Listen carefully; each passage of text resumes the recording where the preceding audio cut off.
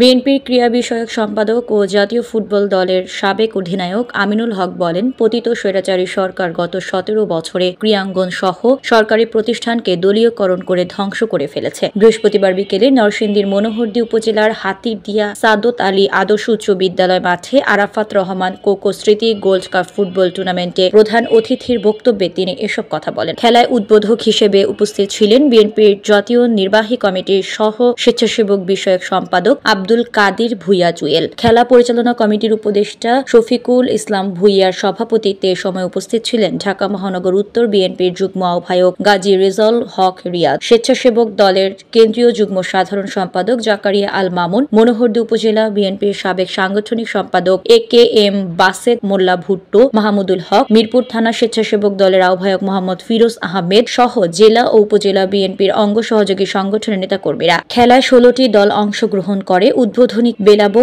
উপজেলা football club ও Monohardi ডোমনমারা football ক্লাবের খেলা অনুষ্ঠিত হয়।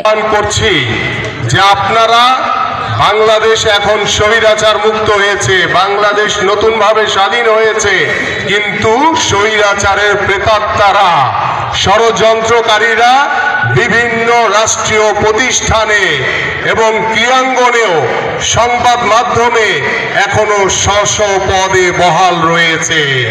দ্রুত সময়ের ভিতরে আপনারা এদেরকে অপসারণ করেন, নির্মূল করেন, তাদেরকে বিচারের আওতায় এনে দ্রুত সময়ের ভিতরে বিচার করেন।